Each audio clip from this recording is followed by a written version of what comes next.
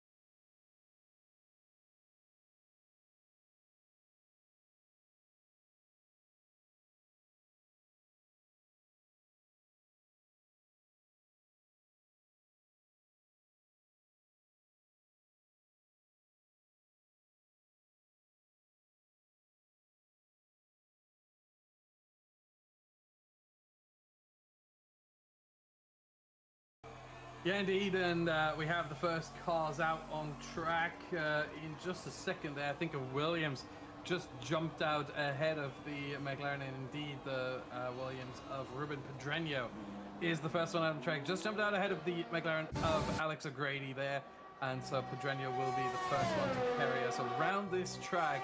And yeah, it's quite a long track, not just in terms of distance, but also in terms of time. The real-life lap record here is held by Valtteri Bottas from 2018, and it was a 1 minute 46.2. Of course, the real-life lap record is from the race in 2018. In qualifying, expect the drivers to be a couple of seconds quicker. I think we should be getting into sort of 141, maybe even 140. Could be possible here.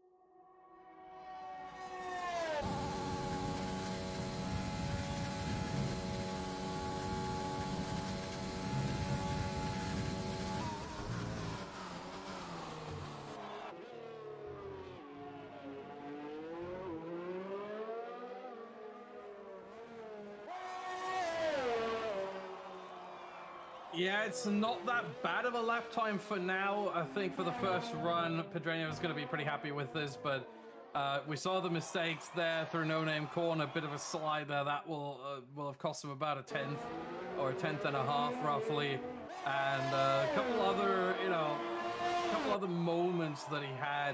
But so far, he's holding on to a provisional pole. Liam Parnell getting really close there in P2 right now, and that really sets him up for the championship as more and more cars are coming through to the line. I think Kersey is going to be the next one here. What's he going to do? Across the line, 39.40. That is a 41.1 P5 for him right now. We have a Red Bull in Case who has invalidated. That leaves a Haas who has also invalidated. That leaves a Renault in Icabania who has not invalidated. So he's coming across the line in just a second here through the bus stop. Time-wise, oh no, he aborts the lap, so that is that done. Then we have Bryn Evans on the mediums, and that's not a competitive lap whatsoever. You should be able to beat Smasher with a 154, but that's not a competitive lap time from Smasher either. So Bryn Evans ahead of that, but 150.3, not the lap time you would want on the medium tire.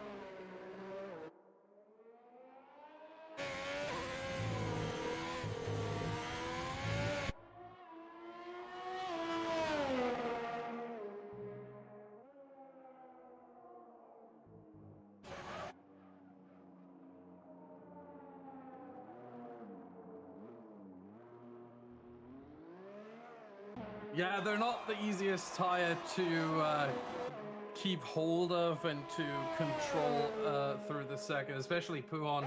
A very tricky corner. You have to avoid the inside curb at all costs, and even the exit curb might be a little bit tricky at times as well. So it's such a almost flat out corner. Obviously, it's not fully flat out, but it's such a fast sweeping corner that you really have to get it right. And if you don't, you're costing yourself so much time there. As I think we only have Alex O'Grady on his second run now. I think he invalidated the first, so he's going to try again. With a couple of cars coming out of the pit lane, they won't hurt him. They won't hold him up even a bit. And he is now on his way down the Kemmel Straight into Lake Holm. What's the first sector split going to say as he gets there? We're talking just under 30 seconds, 29.8. That is a tenth of a second slower than Ruben Pedreño, so he's already losing a bit of time there through La Source and down the straight, but he might have more downforce on the car, which could help him here in the middle sector.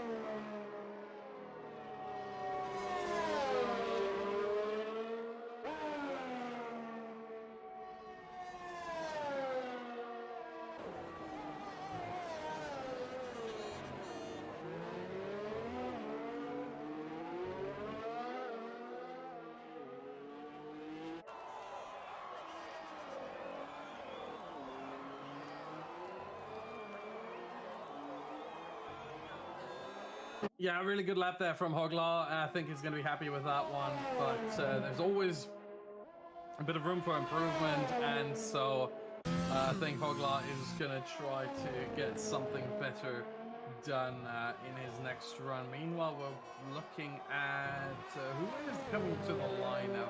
A couple of drivers starting a lap. I think the next one to finish one could be... No, it's not going to be Alex O'Grady. He's 4.5 seconds down on his own time, so I think it would be Ruben Vallejo, actually. And yeah, he's on a flyer right now. Through Blanchimont, we didn't see most of the lap, but it looks good so far in terms of time.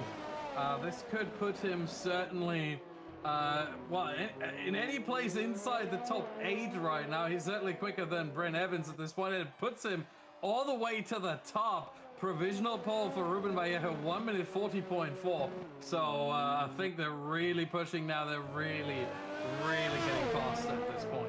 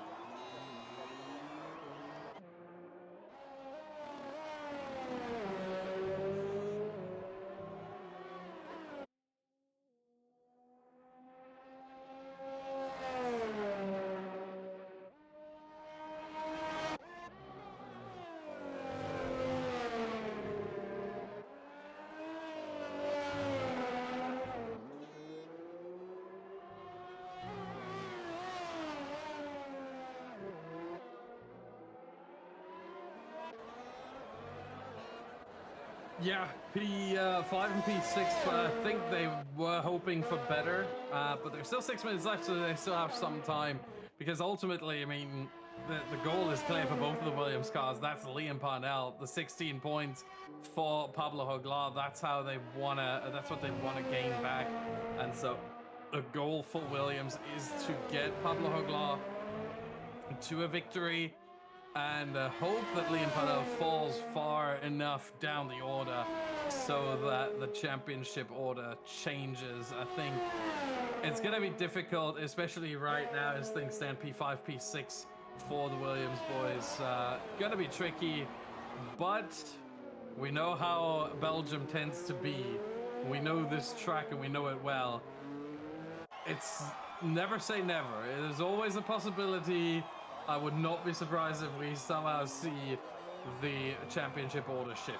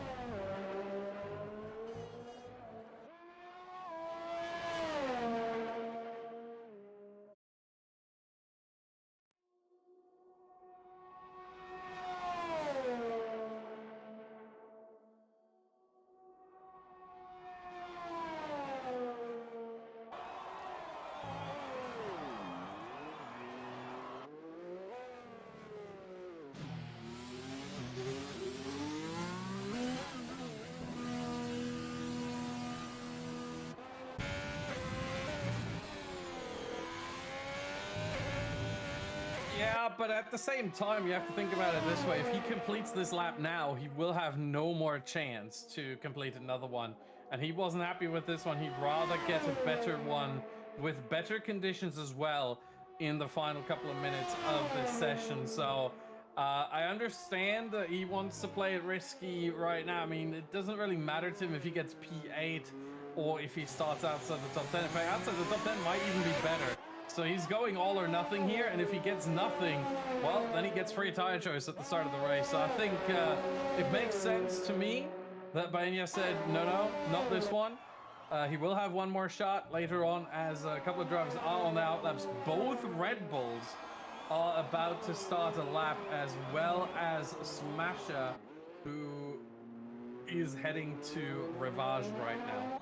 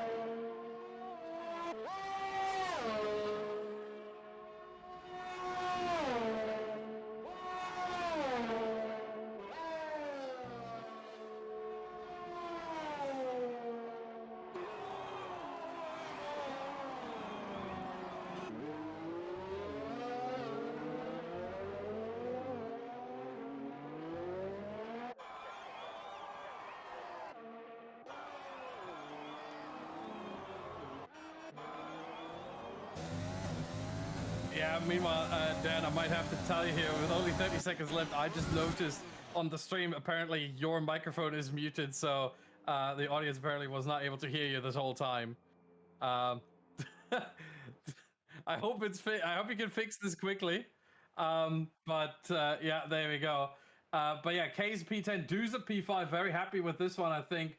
And Duza apparently crashed in Eau Rouge, or maybe his car just yeah, just stranded there. I don't know what exactly was going on there. Meanwhile, we have a couple of other cars out on track. I think Smasher has invalidated, so no chance for him whatsoever there. Then we have Ruben Pedreño invalidated as well. K's already did his lap. I don't think he will go for another one. Alex O'Grady has Jeez, what is going on? Everyone's invalidated. Ruben Vallejo invalidated. Pablo Hoglar. Oh, yeah, he's one. There we go. So Pablo Hoglar is currently on a run. He's the next one to come across the line with a lap time. If he does not invalidate like all the cars in front of him, Jake retires in P2. I think he'll be happy with that one for now. Question is, how much will he fall down the order with the likes of Pablo Hoglar still on laps as he heads through the corner that's also known as Piff Paff and heading down towards Savalo. You mentioned it, lowest part of the circuit in terms of altitude. A 10th up, that would put him right now all the way up to P2. If he gets a good final sector, he might potentially challenge Ruben Vallejo, his countryman, for the pole position. Can he do it? Through Blanchimont flat out, not even a doubt. And Smasher was now disqualified for blocking the pit lane, so he will not start in P8. He will start from 15th on the grid. But here's Hoglar to the line, short run, straighten it up, and it is P2. Just about ahead of Jake.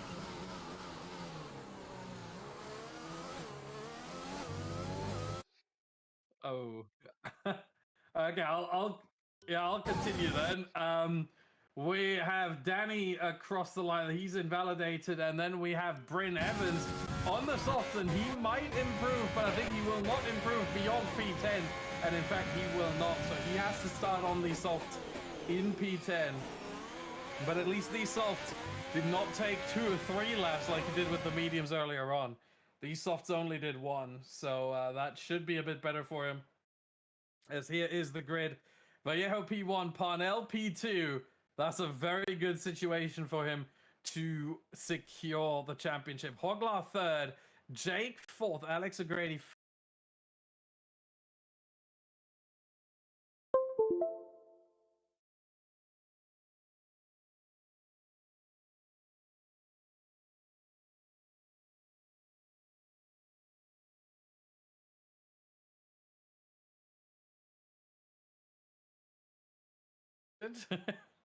My PC randomly shut down.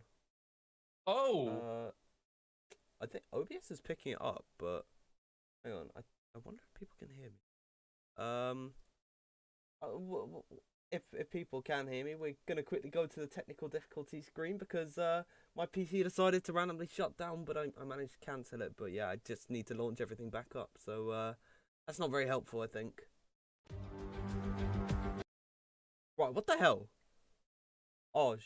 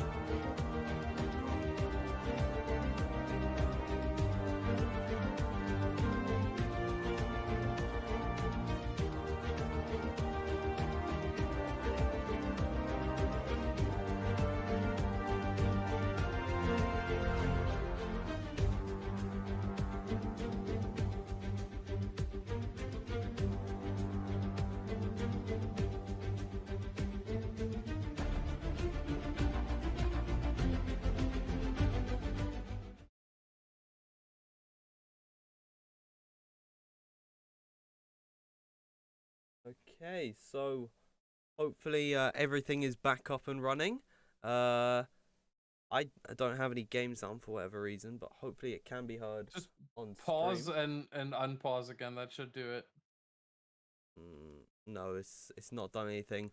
Okay. If it can't be heard on the stream, then I'll try and fix it. But Alternatively, if you're running on windowed full screen, just tap out and back in.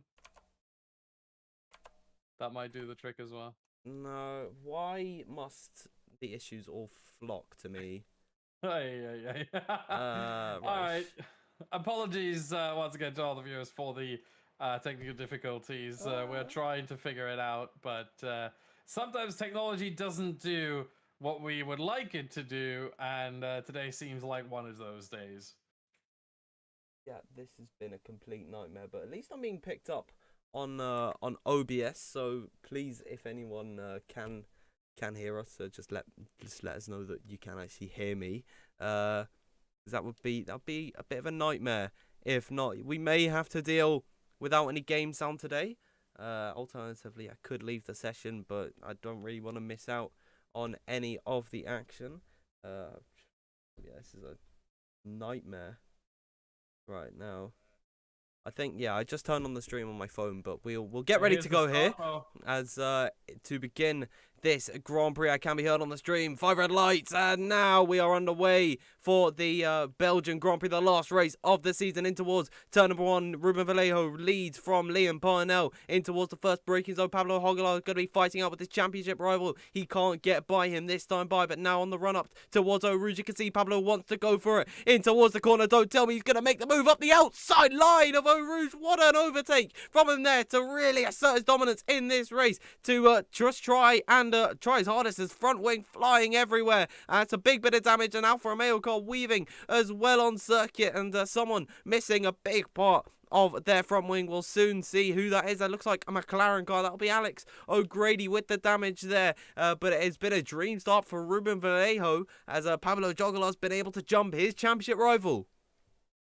Yeah, and that could be crucial later on. Of course, that alone will not help Pablo Joglar to win the championship. Right now, Liam Parnell would still have a 13-point gap as things stand at this moment. So he still has quite a bit of a buffer here. But Joglar putting himself in a really good position for now. All he has to do is challenge Vallejo. If he can do that and get past his fellow Spaniard, as we have K's falling down the order, and Duza as well. Both Red Bulls really losing out here. We get our first penalties for Bryn Evans and Danny.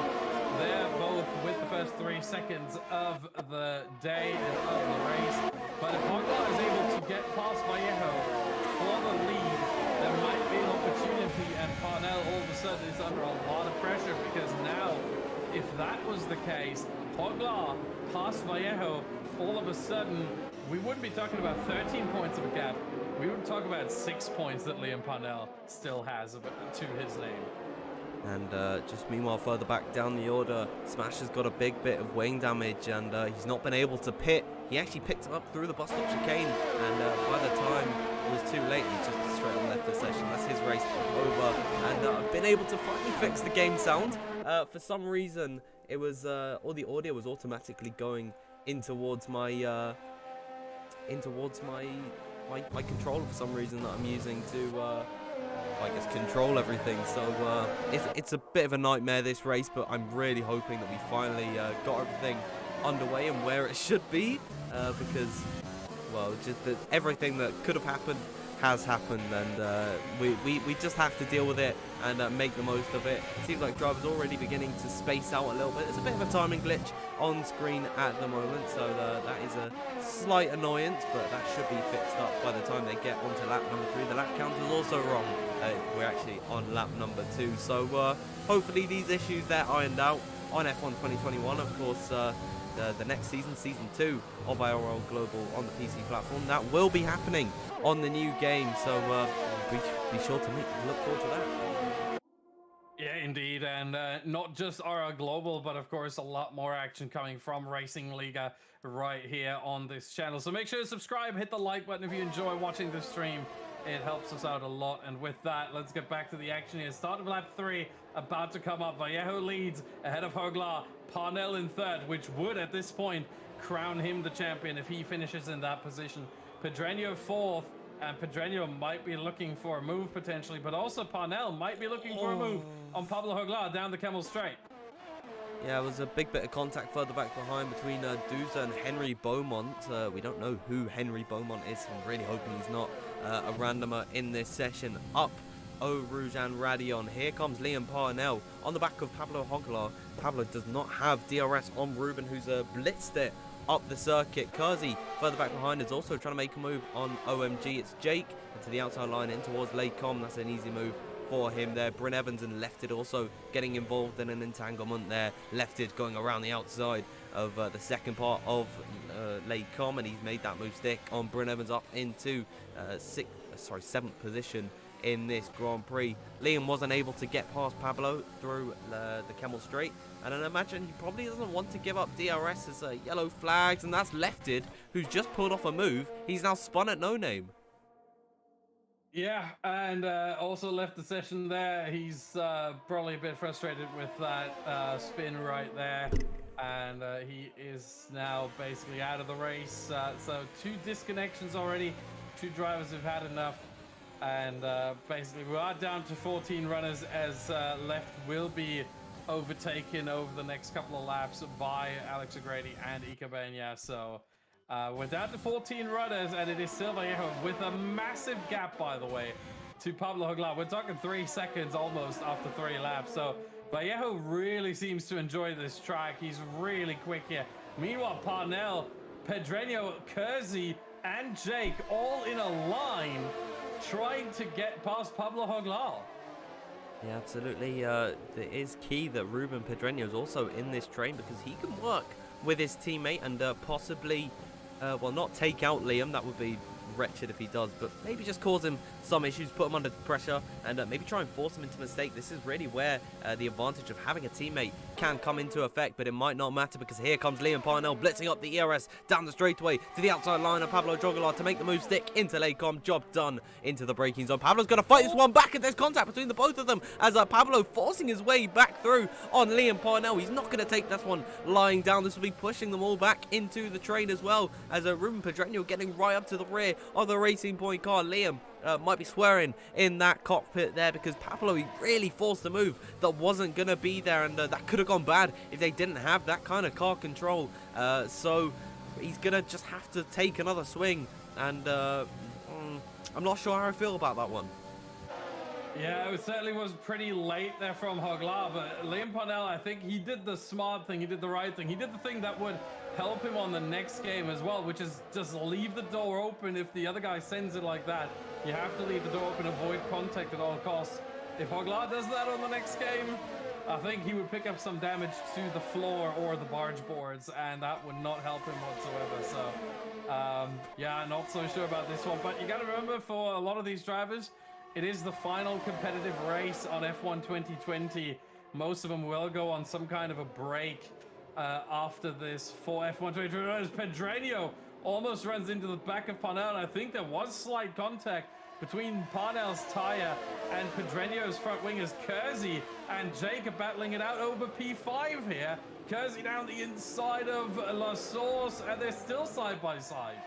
Yeah, coming off the exit, Jake wanted to go for the move in towards the bus stop chicane. Probably was a little bit more long-winded than he would have wanted, but he did get the move in the end. He's up into 5th position, but now he could be at the mercy of Kersey in towards the chicane now, as Liam Parnell going to try once more at Pablo Joglar in towards the chicane. I think he's got that one a bit earlier than the last time, and yeah, Pablo, no answer to it. He doesn't go for the ridiculous send that he did last time. When you're fighting for a championship as well, you really do need to have that mutual respect, and well, hopefully that is remains for the rest of this race. Kersey picks up a 3-second time penalty after retaking the position that he took off of Jake. There's a big slide from him there. Look who's joining the fray as well. Dylan Warren coming fresh into this session on the medium tires as well. He's not too far off of the guys on the podium positions. If he makes his alternate strategy work, he could be in a really, really strong position come the end of the Grand Prix when he's on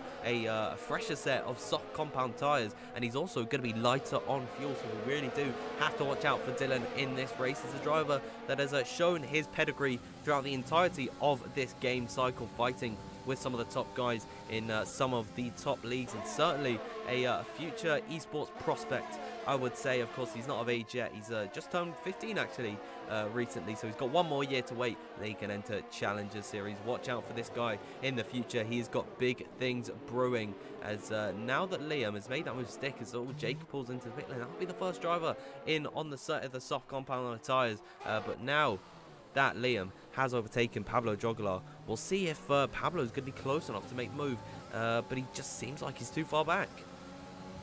Yeah, I don't think he'll be able to make a move. He will close in on Parnell, but I don't think he'll be able to make the move. And it's very surprising to me how much time Joglar lost to Liam Parnell over the last lap ever since the overtake. You see he claws back quite a bit from 3/4 of a second to 1/4 of a second. That's the power of the DRS down the Camel Straight. You can easily gain half a second there without a doubt. And yeah, it really is surprising to me how much time Joglar loses. We know how quick he is. I mean, he lost so much time with this whole train that he was sort of holding up behind him that Dylan Warren got within a second after being 2.5 down. So he gained at least 1.5 seconds over the course of, I think, 2 laps.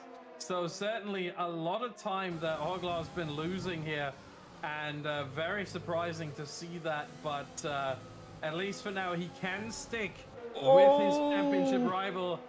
Pedreño's round. Pedreño's lost it in the second sector, and sorry to butt in there, he was just following behind Pablo and he lost it on his own. There was no contact with any car behind him, and now he's a long way off. I don't think he's got any wing damage as spins again through Stabilo.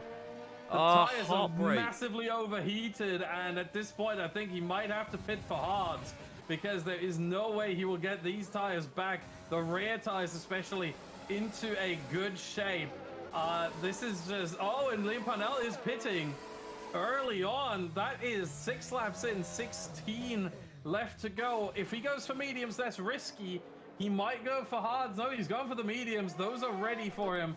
That is going to be risky. Remember, we showed earlier the mediums last 14 laps, so he will take them a significant way, a significant distance around this circuit. So we'll see how that works for Liam Parnell. We'll see how that works for Kays as well, who was in, and Pedreño is going to pit as well, because these tires are just absolutely toast. And Pedreño, I think, will go for mediums as well. But no, he's actually left the session, so he will not go for any tires really. And his pit crew is there for him. But yeah, that's mediums as well, but he is out of the race. Very, very unfortunate there. So we are down now to about, what would that be? I think 13 drivers, isn't it? Do believe so. We've lost Lefted in this race. We've lost Bryn Evans. I think he lagged out, to be completely honest, because he just pitted, but he might have left on his own accord. We've also lost Smasher after his damage early on in the race, and now we've lost Ruben. It'd be a lot easier to distinguish who was still in the race if they all retired rather than leaving the session, but the point is that they're just not here anymore. They're not going to be completing this Grand Prix, and it's unfortunate to see that these drivers are having these incidents. I really do hope that these get ironed out, potentially on the next game. You know, these drivers, they might have a bit more control over the cars, and I just really do hope that it all does kind of change and we can see more full grids right to the very death of it. But Pablo coming into the pit lane, he's done 1 lap longer than Liam Parnell on the set of the softs. We'll see how that affects his track positioning. Liam just coming through the final sector now. Pablo getting his tyres changed now. It's going to be the medium tyres to go right to the end for him. Liam Parnell coming through the first corner, but of course he'll make up the time, does Pablo Joglar off the exit. And tell you what, he's not too far off the back of him. He might have actually just lost DRS. He indeed has. He's 1.1 seconds off the back of Liam Parnell, so down the Camel Straight this time by. He won't be picking up DRS. He could maybe use some of his overtake, some of the battery, just to close up to Liam. He might not even need it because he's right up to the back of him already. As well, he's a couple seconds off Duza. For some reason braking on the straight. Yeah, I think he was just letting by the other cars here because I think he didn't want to battle them all too much, and so he'd rather just let them by and race his own race and switch on to the mediums rather shortly. I don't see any other reason why he would let them by there. So yeah, I think it was just him saying, hey, I don't want to battle with you guys. You're on a different strategy. Let's not make this more difficult than it could be. And yeah, that's I think what happened there. But we only have 2 cars still out on the softs. One is Ruben Vallejo, the leader. The other is Duza, now down to P8, who will not play much of a role in terms of the win. And Vallejo comes into the pit lane. So that would be Dylan Warren now taking the lead of the race on the medium tires. Yep, so Dylan, he can go longer into this Grand Prix on this set of the medium compound of tyres. And Ruben, those tyres are going to be pretty shot at the moment, so he does come into the pit lane. We'll see where he comes out in relation to Liam Parnell and Pablo Joglar, because it was pretty big distance between these cars on circuit, and I don't think that's going to change. Ruben emerging from the pit lane, he'll have to reform onto the circuit. About 2.6, 2.5 seconds is the gap, and that's actually going to begin to slim just a little bit. 2 seconds is the gap between the leaders. So with that 1 lap under, or 2 lap undercut actually, on Ruben Vallejo, he's managed to pick up a bit of time. And speaking of time penalty for Dylan Warren as there's a Ferrari car. That's Henry Beaumont, who's not having a good race at all in this one. He's unfortunately spun the car at Pouhon. Hopefully, if he crashes and doesn't cause a safety car, we still don't know who he is. And I'm really hoping he's just not some random guy that got an invite and he's accidentally raced here. Yeah, I don't see him on my list of drivers here, so I actually don't know who he is. We might have a random accidentally in the lobby, but yeah, as you said, hopefully he doesn't cause a safety car. Pablo Hogla with a massive slide through Pouhon himself touches the inside curb, and as I told you before, you don't want to touch the inside curb at Pouhon because that does exactly what we saw there with Hogla, and he almost lost the yellow flag, and that is a safety car. And we just mentioned that is the commentator's curse right there in full effect, and that is an opportunity now for Dylan Warren, Danny, and a couple of other drivers who well, those are the only two still left on the mediums, and they will use that to go into the pit lane. So question is, what do? Do they go for softs? That's going to be risky. Even if the safety car stays out 3 laps and we restart at the end of lap 12, that would be 10 laps left and the softs take 9. So that would be incredibly risky to do, as there we are. Warren goes for softs. Danny does as well. So they go for the risky strat. Not so sure if it's the right one, but also not so sure if it's the wrong one. This could go either way. Warren in second ahead of his teammate. Danny in sixth, it seems. Not in fifth. Jake was able to get the position somehow on pit exit. I'm very surprised because Danny was ahead at the end of the white line on pit exit. So very surprised to see that Jake is actually allowed through. But here we are. No penalty for that. And yeah, Vallejo leads ahead of the 2 racing points. Dylan Warren, then Liam Parnell. Hogla in fourth, and that should give both Dylan Warren and Danny a massive advantage right now for the second half of this race. They have a lot more pace than the drivers on the medium compound of tyres. Now I'm kind of thinking that the softs, they might actually be able to make it to the end here, and that's based on the fact that well, they'll be on lighter fuel towards the end, so they're not actually going to be putting as much wear into the tyres as some of the drivers did at the beginning of the race. And we saw Ruben Vallejo go all the way up to lap number 10, on actually lap 9. So he did 8 laps on that set of the soft compounder tyres. So it could be the difference between making it to the end and not even finishing the race at all. Those 2 laps, they could be crucial for these guys, and I think they will have to do a bit of tyre saving, but they should be able to get to the end. Now that we're stacked up under the safety car, we have had our first retirement, and we do have the Mercedes-Benz car out on circuit, and I'm actually really sad to say this, but Henry Beaumont, I did see him right off the circuit at the bus stop chicane. The only way that you would be able to get over there is by straight lining it and just not even braking at all. So he's intentionally caused the safety car. He's retired himself out on the circuit, and given the fact that he's not really following the league racing etiquette that you retire in the pit lane, that leads me to believe he is a randomer, and I think we might do a little bit of investigating just to see who this guy actually is and who he might have on his friends list, because this stuff just can't happen in the league.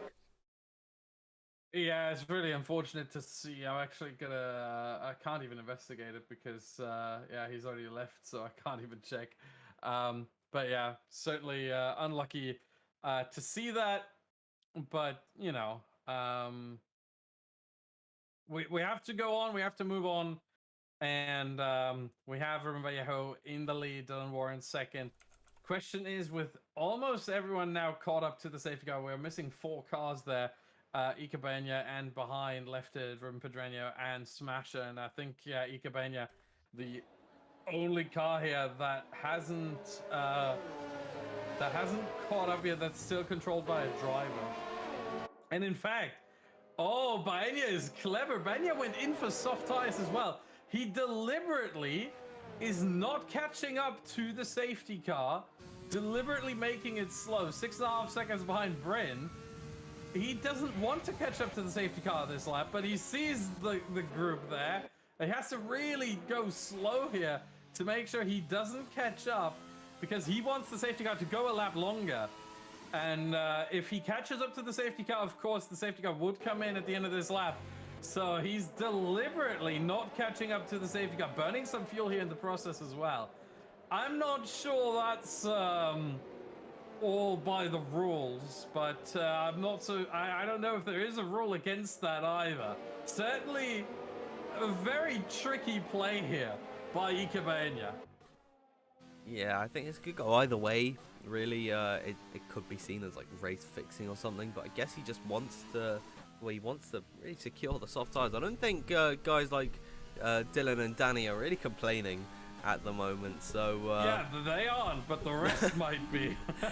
You know, and maybe even some medium runners might be happy with it. Like Jake, it'll help him get to the end. No, he probably already was, but you know he's on a lot older tires than everyone else, so it does help him in some regard. I did do a little bit of sleuthing into who actually invited the other Ferrari car, and I won't mention their name, but yeah, I'll be bringing it up with Liam at the end if he was actually meant to be here. I'm not going to be saying it on stream because I feel it's quite unfair to the driver, and you know, we don't have all the facts. Maybe he was meant to be here, so I think the best thing to do is to just move on, and at this point I'd say if the safety car was coming in this lap, it'd have already appeared on our screen. So I think Ikebana has pulled off a bit of a masterclass here, and they'll be doing one extra lap under the safety car, and he'll be able to just get that little bit closer to the end with the fresher softs.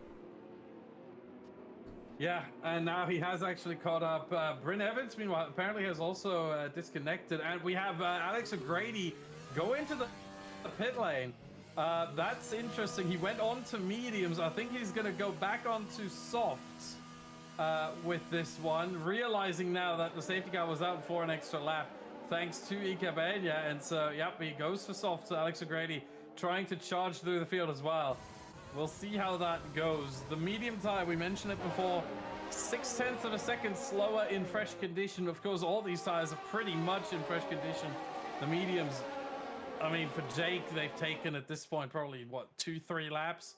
For Ruben Vallejo's taken half a lap, maybe one full lap, but those medium tires aren't in, oh, apologies, aren't in that bad of a condition.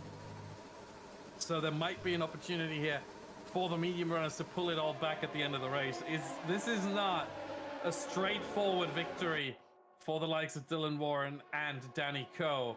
I think they're going to have to battle for this one, and they're going to have to tire save for this one quite a bit. Yeah, it might be pretty difficult towards the end, as I think Ikebana, he is going to be, yeah, he's caught up to the grid now, and he's overtaken Bryn Evans. I'm not too sure if he was supposed to do that. It's an AI car, but he might get a penalty for this, for an illegal overtaken indeed.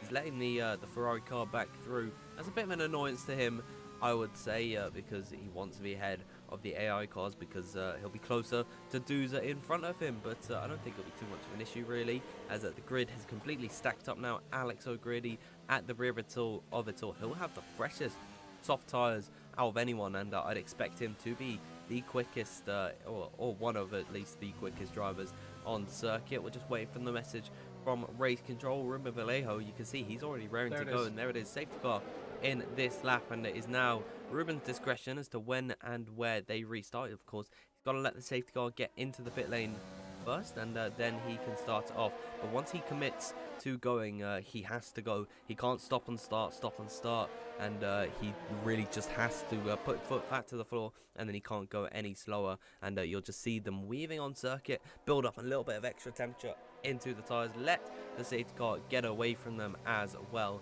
and then once that is in, he can release it and try and catch Dylan out, but it'll be very difficult to pull away from him when he's on those soft compounder tires. And there it goes in towards the bus stop chicane, and they are restarting this Grand Prix. They can't overtake until the first safety car line, and to cross over to begin lap number 13 of 22. We've got 10 laps to go in this race. Baena already trying to get past the AI car of Brim, but coming down in towards the source. The resource is Oglar and Parnell both fighting it out. Oglar going right the inside of Parnell. He won't be too happy about that one. He's going to try and maybe fight him back in towards the Kemmel Straight. Pablo not taking any prisoners in this Grand Prix. Up the hill they rise now. No DRS for 2 laps after the safety car. I think Liam has decided he doesn't want to fight this one, and he'll just hang back for the time being. But Pablo really committed move up the inside there on the restart. Yeah, that was quite a dive bomb right there. But Liam Parnell also seems to have missed the apex a little bit. Maybe he opened the steering because he saw in the rearview mirror that Pablo Joglar was coming. And so took evasive action. I don't know what exactly it was. Either he missed the apex by himself or he took evasive action. I think if I asked him like that, he would probably say he took evasive action. But we might have to ask this as an open question to him. And without him having the ability to watch it back, then we might get a different answer, possibly. But I think he really just tried to avoid that Williams there, shooting to the inside. And Liam knows, and this is something that I've seen from Liam quite a bit. He's a very smart driver. He might not be the outright fastest, but he's got his smarts about him. He's incredibly clever. He knows when to fight and when not to fight. And he knows right now the situation is as follows. He's got a 16-point lead in the championship over Pablo Joglar. He can let Joglar drive. He can let him drive away. As long as Liam gets a top 5, there's nothing Pablo Joglar can do. And so he's just securing the championship right now. He's playing it very safe, very carefully. And it's just incredibly smart from him to do so. Yeah, it kind of reminds me of the style that Alain Prost has in his driving. You know, it's just all methodical and anything to get the victory, but he's not outright pushing all the time, as he just wants to secure this one there. Dylan Warren, though, without DRS down the straightaway, he could go for the move on Ruben Vallejo, who's weaving down the straightaway, and I think that's deterred Dylan from going for the move, as he's about 1/10 of a second off the back of the AlphaTauri car, hunting his second win in a row and second win this season. But if it does stay like this, unfortunately, because both Pablo and Liam are in the point scoring positions, he won't be taking the win of this championship. He can jump Pablo, but Liam is unobtainable as it is right now. Speaking of Liam and Pablo, though, Pablo is about 1.1 seconds off the back of Dylan Warren, and that is meaning that next time by, when DRS gets re-enabled, he won't have that advantage down the straightaway, and Liam can come back at him and attack like they did early on in the Grand Prix when they were scrapping it out. So we could see a brilliant fight for the championship between the pair of them. Yeah, that could happen, but Liam Parnell needs to be close enough to have a chance here, because I think next lap, with Warren and Vallejo likely to battle down the Camel Straight, I think there's an opportunity for Joglar to get back at those two and get back within the ones. In fact, he might be able to do it here already. He's almost depleted all of his battery, but he's within a second right now, not for this main straight, for the DRS, and in fact, he loses it again. But there's an opportunity here for Joglar to be had if he gets La Source just right, uses his ERS here. He's just out. He's just not. No, he gets it. He gets it. Are you kidding me? He uses his ERS all the way to the detection point, and he has the DRS. Meanwhile, Dylan Warren down the straightaway on Ruben Vallejo for the lead of the Grand Prix. He does have a 3-second time penalty to contend with later on, but that's not going to deter him from going for the move in towards Lake Com, and he takes that position commandingly off of the Spaniard.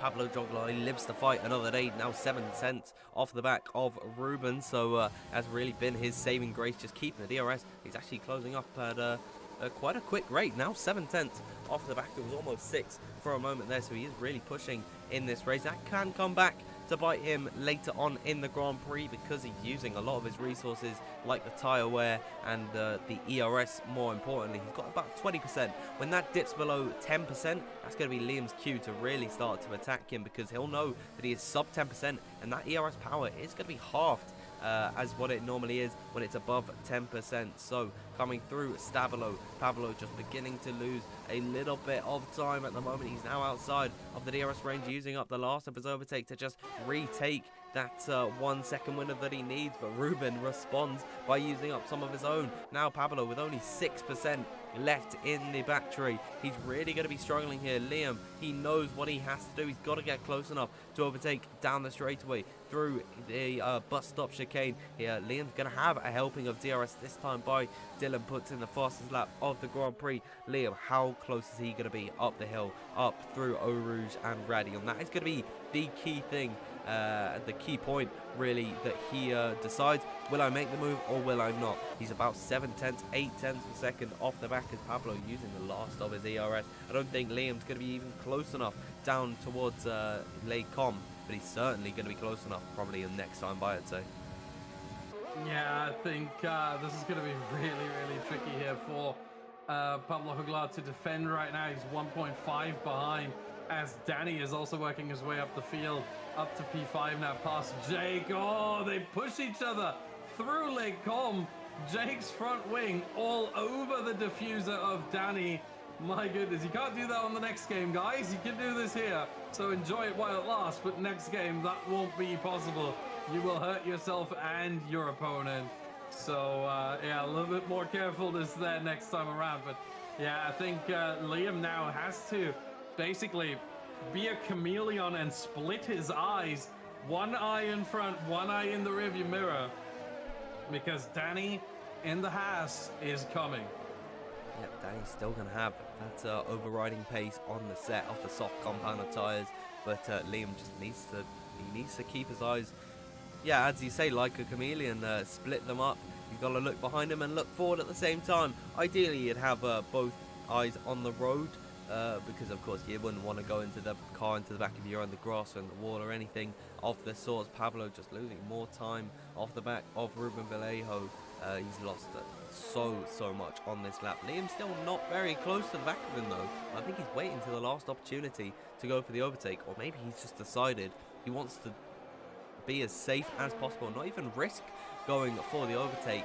And I'm hoping that it doesn't end up that way. I hope we do see Liam taking his third podium of the season, winning the championship without even winning a race. But he does close up the hill through Radion. He's getting closer, using up the DRS as well. Danny as well, getting a lot closer to Liam than Liam is to Pablo. Now 4 tenths is the gap between the pair of them, and Liam, he's turned it up another gear here, I'd say. Yeah, I think Liam wants this podium to close the season out in style, and he's got about 6 laps, 5.5 laps left to do so. And this is where it really heats up. You don't want to be too early, but you also don't want to be too late. Meanwhile, I'm on board with Danny here, and I'm seeing quite a bit of sliding from that Haas. That will not be good for the tires whatsoever. So we might see Danny get into puncture territory at the end of the race. Yeah, once again there through Piff Paff, through the first part, sliding a little bit, and it just heats up the rear tires. And those are the ones most at risk around this circuit. The rear tires, if they go, that's it. And once that's past 80%, that could be a puncture. Well, it could be a puncture past 70%, but it's more likely to blow past 80 for sure. So Danny needs to be really careful here to keep control of his car and bring the car home in one piece, and especially the tires in one piece. Absolutely, with the Pirelli rubber, it's going to be really difficult for him, but he's following behind Liam Parnell at the moment, who is sizing off a move on Pablo Juglar down the straightaway through the Kemmel Straight. You'd expect him to try and go for the move. Pablo, he's used up everything. He's even saved up a bit of overtake to possibly defend from the charging German on his championship hunt. But up Eau Rouge and through Radion they fly. Here comes Liam Parnell off into the back of Pablo Juglar down the straightaway. Easy move before it even comes, and he's going to tuck back into the slipstream. Danny could also take the Spaniard as well, and he just backs off at the last moment. Liam Parnell, that is the move made for him, and that could be the championship winning move. He's now into P3, and he's already done everything that he needed to do, but just really nailing the final nail. I'm getting my words mixed up. Hammering the final nail into the coffin of Pablo Juglar's season. It's been really impressive to watch both of these guys being consistent as they have been so far this season. Neither of them taken a win, but they've just been on the podium a number of times, been on the front row, and been in those clinical positions to take up as many points as they can. So no matter who ends up champion here, I think both of them, you've got to give them a huge pat on the back at the end. Yeah, certainly. They've both been battling back and forth through the whole season. And I think another driver who deserves quite a bit of credit, if not for the whole season, maybe at the very least for this very race, is Ruben Vallejo. I mean, he's in second place. He's on significantly worse tires as things stand right now, though at this point they might become better again than the softs ahead of him of Dylan Warren, and yet the gap is barely over a second. So Ruben Vallejo really with a strong performance here on really inferior tires, still keeping close to the car he's battling, keeping close to the lead, and keeping certainly within those 3 seconds that Dylan Warren has as a penalty. So I think Ruben Vallejo with a fantastic race so far. Yeah, absolutely. As his fellow countryman Ika Baena trying to make a move on OMG at Jake. This is for 6th position. Both these guys do have penalties, as Ika going to go at the inside line in towards Lecom. But he's out braking himself there, and Jake is going to try and get him on the exit, and now they're going to be running side by side in towards Ravage, and I think Jake has got to back out eventually, and he indeed does. He just stays off the back of the Renault car, who's made up a number of positions in this Grand Prix. Of course, he was one of the few drivers to pit at the beginning of the race. Now he's in 6th position, and I think now is a better time than ever to just look at the penalty situation. Dylan Warren, he has got 3 seconds of time penalties, unfortunately, so that will put him behind Ruben Vallejo, but he will be ahead of his teammate Liam Parnell, so that is at least a podium for the young British driver, as neither of the drivers from 2nd to 4th have any penalties. So the ever consistent, the ever praised drivers that we have spoken about this race, they live up to that name. 3 second time penalties go the way of Danny and Alex O'Grady, 6 seconds for Baena and Kersey, and 9 seconds for Jake, 12 seconds for both Red Bull cars. They've not had a good race this time out. 10th and 11th, at least one of them's getting points, and he actually pulls into the pit lane, so he won't be getting points, but his teammate Kays will. Yeah, thankfully because Lefted is still disconnected, so even if Duza falls behind Lefted, since Lefted has disconnected early on, Duza will not Duza. Kays will actually still get points, despite what seems to be a finish in ultimately P11, unless he can drive out those 12 seconds, or well, 4.5 seconds at this point, in the final 3 laps, which it doesn't look like he can, as Duza leaves the session. I gotta say, looking at all the drivers that disconnected, I mean, look at how close the race is right now. After safety car, what's going on? Ika Baena's had an issue here. Oh. And he's, I think he's just been spun at Lecom. I didn't even see it. I just saw yellow flags in every sector. And, well, it's not worked out his way, and he leaves the session. That's another one out of this race. And, well, it looked like such a good charge for him as well. And it's all completely unraveled here at the end of this race. Lap 20 of 22. We're coming up to 2 laps to go in the final race of this season, and it seems like there's really nothing happening on circuit, and it might be a bit of an anticlimax to end the season, but it could be something different, because Ruben Vallejo is closing up to Dylan Warren. Those soft tyres on the Racing Point car, they are well spent. They are probably past their best at the moment, and that's allowing for Ruben Vallejo's, whose medium tyres are still in good working condition, albeit 11 laps old. So we could see a fight on circuit for the win at the final lap of the Grand Prix. Yeah, and to everyone wondering, well, why would Ruben Vallejo fight? He's got the upper hand on Dylan Warren on penalties. That is true. However, penalties can get removed if Dylan Warren is able to show that he got one or multiple warnings wrongfully to his name. And right now, he is on 3 warnings with no extra. So he's got 1 penalty but no extra warnings. So if he gets just 1 warning removed, then it would be no penalty for Dylan Warren, and he would win this race after the post-race adjudication. So it really makes sense for Ruben Vallejo to still go for the win if that penalty is being removed. So I think Vallejo is going to go for this on the final lap if he can. He has the better tires at this point.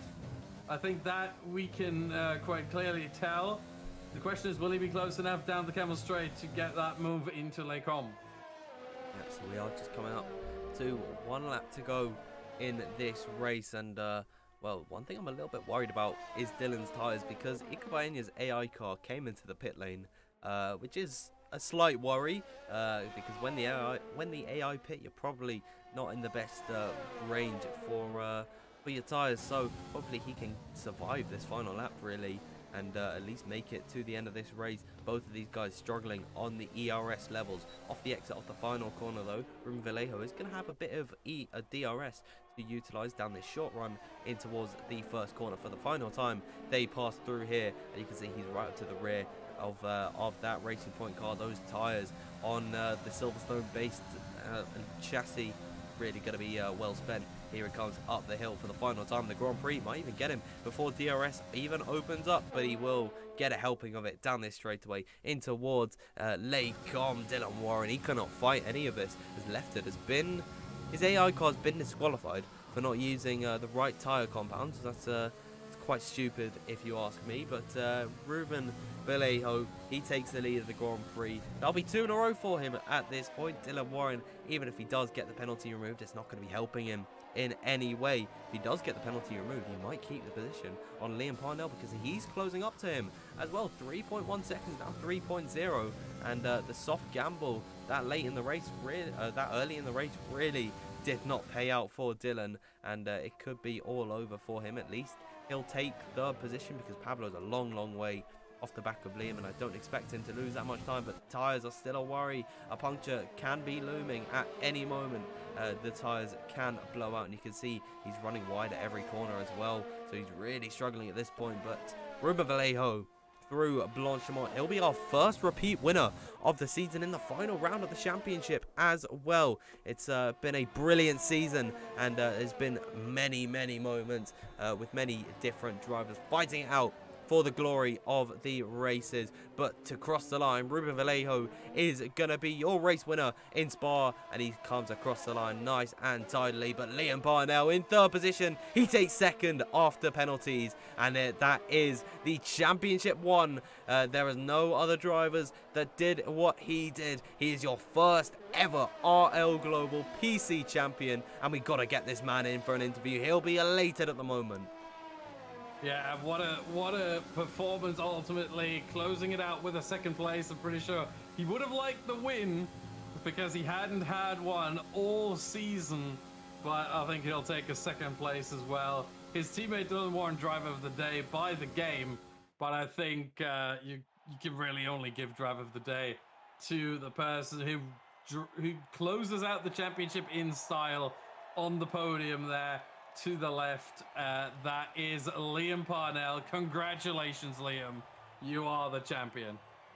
And he celebrates in style on the podium with Ruben Vallejo and Dylan Warren. We'll have a comprehensive rundown, of course, before any stewards' reviews come into effect, as we just wait for the timings to load. There it is, Ruben Vallejo taking the win of the Grand Prix. Liam Parnell in second, Dylan Warren in third. Pablo, he gave it everything he had, and he took it right down to the last race, but it was just not enough for him. He finishes in fourth on a debut race for VRT. Danny Coe, he takes fifth. Sixth for Alex O'Grady, after his tyre gamble really paid off for him.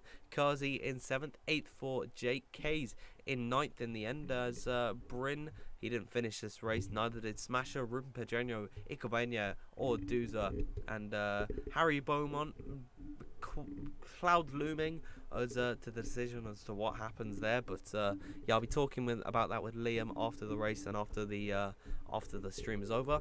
And Lefted is the last driver to well, not even finish, but he did unfortunately get disqualified. But with that, that is the final race of the season now completed. So I just gotta wonder if we'll see Liam Parnell in the comms box for a nice interview. Yeah, we'll hope to get him in. I'll just but his choice, obviously, if he wants to or not. And don't know if you have any word back from him. I'll just quickly ask in the Twitter chat. Interview for the champ. There we go. Just put that one in there. But I guess we could take this moment before he does join to really just reflect on how this season has gone. and it's been a brilliant season so far, and we had 6 different winners over the course of it. I'll just quickly actually just read out who won each race and where. I'll just get the standings up very nice and quickly. So winning the first race, that was Nicholas Mateo for AlphaTauri. Round number 2, I believe we went to Mexico, and that went the way of Barry Burman. His only race and only points this season. He took the win. Round number 3, I believe we went to Bahrain Short in that race, and that was Joe Hannon taking the win in that brilliant Grand Prix, the 100% race as well. Longest actually time to complete the Grand Prix. And then winning round number 4, that went the way of Danny Moreno, who was in contention for the championship coming into this last race, but he did not turn up, unfortunately. Winning the next round was his teammate of Louis Welch. That was in Australia. Round 6, that went the way of who am I missing here? I think that that was Ruben Vallejo winning in Austria, and then Ruben Vallejo once again winning in Belgium. Hopefully, I'm gonna check. We do have Liam in the waiting room. Do indeed. So I will bring Liam into this box. And Liam, welcome into the commentary box. You are the champion. So I just wanna know, how does that feel to be the season 1 champ? Yeah, it feels amazing. It was a really tough season, a lot of talented drivers, and a really nice championship fight. In the end, consistency paid off. I don't think I won a single race, but somehow I ended up being the champion in the end. So this feels absolutely amazing. Absolutely brilliant stuff. I'd just like to bring up some of the battles you had with Pablo during this Grand Prix. At one point, he went for a bit of an audacious dive bomb, you could suggest, in towards Lacom. I just kind of want to get your thoughts on that run in there with him. Yeah, I knew he had nothing to lose. I was the one who had everything to lose. Um, so yeah, I already expected him to do something like that. I think it's normal. I think everyone would do that. So I don't blame him for that dive bomb. So I just opened the door and let him go. Just try to be really, really careful with everything. And yeah, in the end, it paid off. Oh, well, that's really good to hear that you understand kind of his thinking behind that, and what he was going through his head. But now that you are champion, and you get a nice little break before the next season, which will be happening on the next game, do you set your sights on the championship once again? A back-to-back spree for you there? Yeah, definitely. I'm really looking forward to next season. I probably won't have that much time to practice for the races for reasons that I can't announce yet. But I hope I can win the championship again next season, and I hope that the season is as fun as this one, because this season was super fun in general. I'm really happy how everything went. Yeah, well, that's really brilliant to hear. But that's it for me. If Austin has any questions, then now's the time, sir. I just want to know in general, because you've been racing in a way that I have described before on stream today and at other times as pretty smart and pretty clever. Did you go into this whole race today just thinking, I just want to finish, I just want to finish, I just want to finish, I just want to get some points to make sure that the title goes home? Or were you willing to take any risks? No, I tend to drive really careful and smart and try. The focus was on the championship today. I didn't care about the result of the race in the end pretty much. All my focus was on the championship. So for me, it was very clear to avoid any collisions, drive careful, don't take any unnecessary risks, and just bring the car home. And yeah, hopefully with the title. Yeah, I mean, you did everything right. So once again, congratulations on being the champion. Thank you. So with that being said, it is the end of RL Global PC on F1 2020, but more information will be revealed soon as to what is going to be happening on the next game. You can get all that on the league's Twitter, which is RL_global, and the RL is in capital. So make sure you drop them a follow, and you can all see what's going on with next season. But from us, that is the end of what has been a brilliant season. Thank you everyone for tuning in, and thank you to all the drivers as well, and thank you to Liam for organising it. He's been really committed to making this league work, and it's been a great opportunity to be here. But from us, it is goodbye. Stay safe everybody, and good night.